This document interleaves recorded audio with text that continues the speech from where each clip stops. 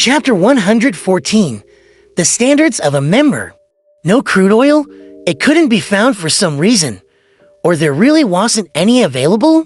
From the period Emperor Roselle was assassinated till this day, about 150 years have passed, and there are still no traces of crude oil. Klein's pupils constricted as his hand quivered while holding the diary. No crude oil not only meant that the future of the internal combustion engine became uncertain, it would also lead to a state of stagnation in the chemical industry.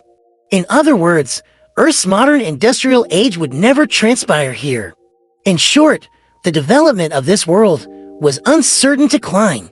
Although he couldn't invent things, he had assumed that he was still at an advantage because he knew a bit of everything and could foresee the direction of technological development. When he saved enough money, he could make a risky investment on an industry that he thought showed promise. Furthermore, he wouldn't put all his eggs in one basket. Klein thought that it was only a matter of time until he could own enormous wealth. By then, he would hire the so-called white gloves as representatives to establish international charity foundations. On the surface, they would provide relief to the poor. In reality, they would actually be establishing and funding a revolt in order to fight against the higher strata of society and enhance the living standards of the people in the lower class. If he were to find a method of returning to Earth, he would segregate his property. A third to Benson, a third to Melissa, and a third for his foundation. However, it was a pity that his perfect vision of the future was instantly half-shattered. Luckily, there's still electricity and magnetism in this world. The telegram is a successful example. I should mainly invest in this in the future. Klein settled down and read down row by row. December 21st, I'm no longer thinking about crude oil anymore. Upgrading my sequence level is what matters.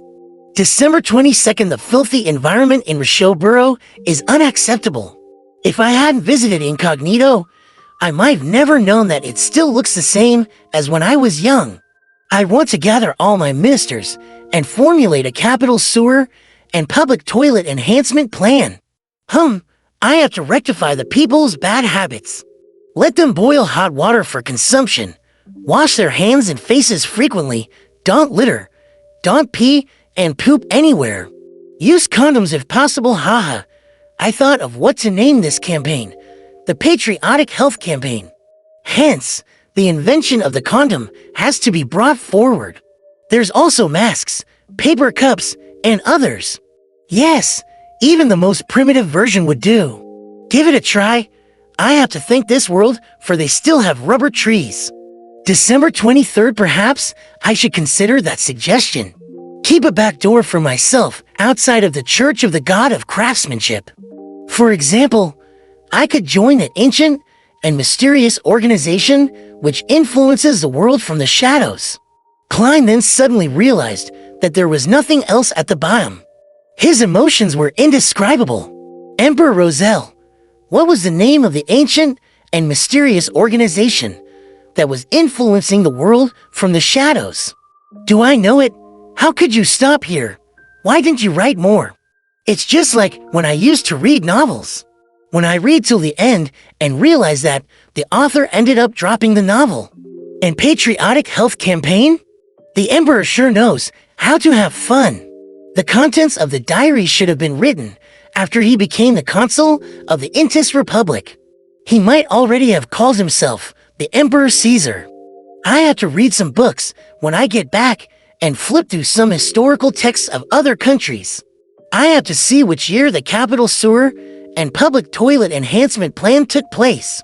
After his nearly 20 seconds of silence, Klein reined back his thoughts and let the diary in his hands vanish into thin air. You can start your discussion now. Audrey let out a breath of relief and adjusted her state to become a spectator. She smiled faintly and said, I'd like to know if there are any sequenced potion, named tribunal, or a kind of beyonder that can go through wooden doors or make locks ineffective. I know about this enveloped in the grayish-white fog. Klein was going to reply, but the hangman answered first. I need you to help me investigate something in return for the answer. What is it? Audrey asked with interest as well as with puzzlement. Alger glanced towards the fool and said, I'd like to know if the king has the intention of taking revenge on the Fasak Empire and launching a new war on the east coast of Balam within this year or before June of next year. The Tarot Club was currently using the Lone language, which was confirmed by the trio's accents at the first gathering. Hence, Alger knew that Miss Justice was a noble in the Lone Kingdom, while he also believed that Miss Justice knew that he was alone. As for the fool, Alger believed that his behavior as a lone was merely a disguise that would ease the discussion. Ever since the ritualistic magic, Alger started using him to address the fool politely. Audrey recalled everything that she heard from various social events. She nodded confidently and said, No problem, but I would need sufficient time to be certain. I can wait, Alger smiled and said, with Mr. Fool as a witness, I believe you wouldn't go back on your promise. Audrey looked towards the quiet, yet mysterious fool engulfed in gray fog, as the corner of her mouth curved upwards. But I think the value of this information is worth more than both questions put together. When you confirm the answer, it'll provide compensation depending on the situation. Alger replied with an answer he prepared beforehand. Miss Justice, Mr. Hangman, do you need virtual currency to determine value? Klein smiled and leaned backwards while he looked at the two people before him. Audrey relaxed and cheered for herself in her mind. Well done, Audrey, you learned how to negotiate. She was so excited that she nearly broke out of her spectator state. She quickly thought of something and asked, Oh right, Mr. Hangman, did you receive the 1,000 pounds? I'm sorry, I'm still sailing. I have yet to return to land. Alger wasn't willing to bring it up. He answered her original question. The Beyonder that can go through wooden doors and foil locks would probably be Sequence 9 Apprentice. The secret organization, Theosophy Order, has its formula. However, don't ignore the possibility that it was obtained through other channels, such as an ancient tomb of the 4th epoch. The Theosophy Order, the secret organization that has countless ties with the Demonist sect. Klein rubbed his chin with his finger leisurely. Seeing that Mr. Fool didn't refute what was said, Audrey couldn't help but sigh. If I had found the formula for Apprentice before, I might not have opted for Spectator. The performance was simply outstanding. Alger didn't bother with Miss Justice's remark, but continued his explanation. There is also a sequence potion that is entitled Arbiter. I think you should be familiar with it, because it is the sequence pathway that the Augustus and Phaenopotter Kingdom's Castia family has. Of course, the low sequence formulas were used as rewards in ancient times. Some nobles might have received it before. The Augustus family was a royal family of the Lone Kingdom, while the Castia family was a royal family in the Phaenopotter Kingdom. It turns out that the Augustus family are all arbiters. Audrey was enlightened and felt that it cleared up her suspicion. She sighed and thought, it's no wonder I've always gone along with their arrangements, always uncomfortable, always willing to admit defeat, like I'm never myself, went in before them. I thought it was because I was timid. The Arbiter has a convincing charm and considerable authority, as well as outstanding combat ability that can deal with the unexpected. Alger described the situation simply. Audrey nodded slowly and leaned backwards. She then spoke elegantly, I have no more questions. Alger thought and looked towards the seat of honor at the long bronze table. Honorable Mr. Fool, I'd like to ask if the true creator's holy residence, that the Aurora Order advocates, is the legendary Forsaken Land of the Gods? Forsaken Land of the Gods. I have only seen the term once in Roselle's diary. It might be in the secret dockets of the Night Hawks. But it isn't something I can know of currently. How do you want me to answer? Klein nearly twitched the corner of his lips. He considered it for a while, then he replied in a calm tone. This is not something You should know now.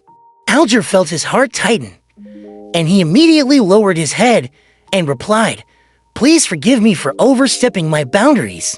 Audrey wanted to ask about the forsaken land of the gods, but she also gave up the thought when she heard that. In the lofty divine hall above the gray fog, silence suddenly filled the air. At that moment, Audrey felt that she should say something. "Mr. Fool, I've been saying if I have the opportunity to join another organization, such as the Psychology Alchemists, is it permitted?" Klein maintained his posture of leaning backward as he said with a chuckle, "That is no problem.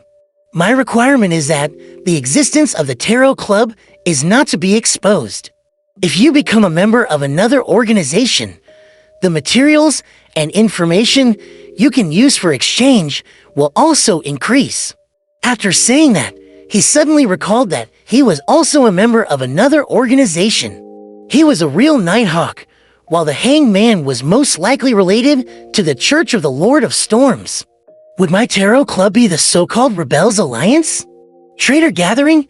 Klein was drowned in deep thoughts. "I understand now."